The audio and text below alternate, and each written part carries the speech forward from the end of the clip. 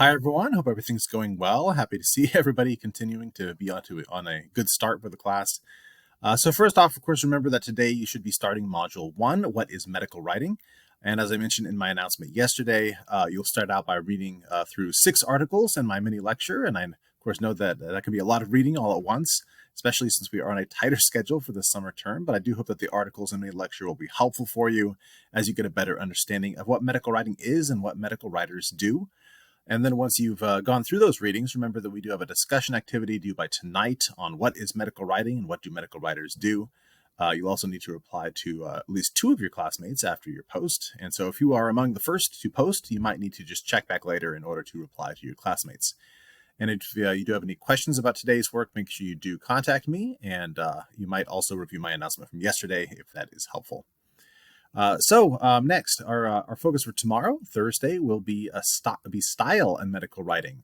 And as I'm sure you know, writing can have different styles depending on what type of writing it is, who it's for.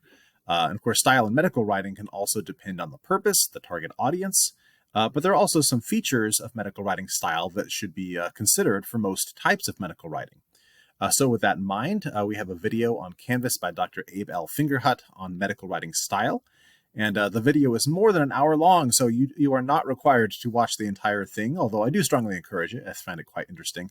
But you should watch at least the first 10 minutes of that video. In particular, you're going to want to pay attention to what Dr. Fingerhut discusses regarding the 3 pillars of medical writing style. So that's brevity, also called concision, clarity, and precision, which precision is also referred to as accuracy. This acts as a really good overview of some of the key points to remember about medical writing style and how this is different from other forms of writing. And of course, understanding the style will be important in order to read and then, of course, later create medical writing yourself. And another aspect of style, though, in medical writing is the citation style. So in medical writing, the most common citation style is AMA style, which stands for American Medical Association. Now, APA is also common in some medical professions, such as nursing. So we do have a few articles and resources relating to AMA style, including our library AMA style guide, which our library put together just for us. So much of the medical writing that you will read in this class will be using AMA style. And perhaps you've noticed in our first readings, class readings, some of them those are using AMA style for their citations. But of course, so you do want to make sure you get a good sense of how AMA style works, what it looks like, and that'll help you to engage with medical writing better as well. And then you'll also will be getting a chance to actually practice AMA style later in the course. But it is usually pretty easy to get the hang of once you get used to it.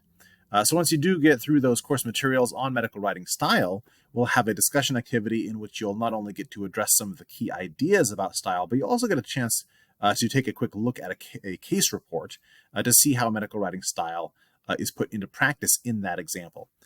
So in addition to your discussion post, you will, of course, need to respond to classmates.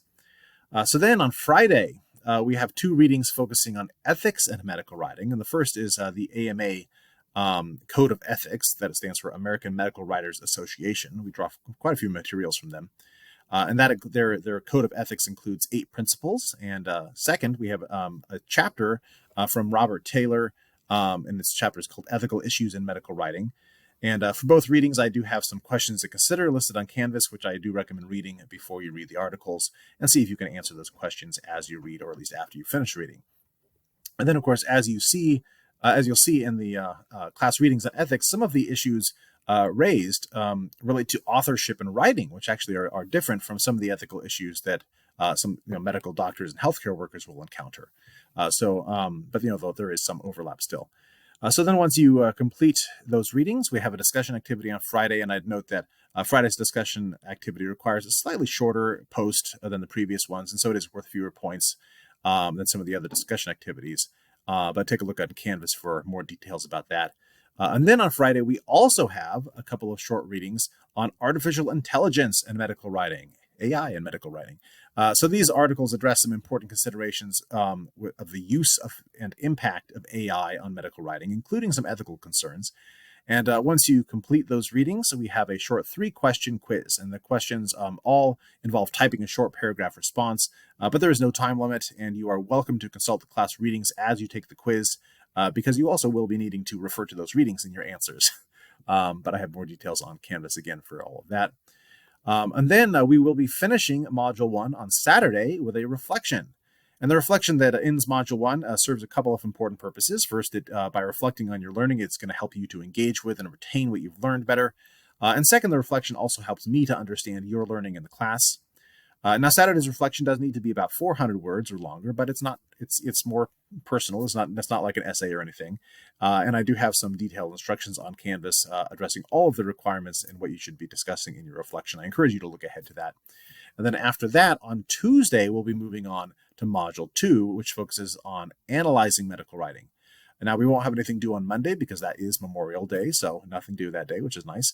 Now, I will, of course, have more details about Module 2 and a future announcement, but I do want to make sure that we are looking at least several days ahead so that you can be planning your time accordingly as you work on all of the class assignments, especially with such a fast pace for the summer. All right, this is long enough, but if you do have any questions or difficulties, do let me know.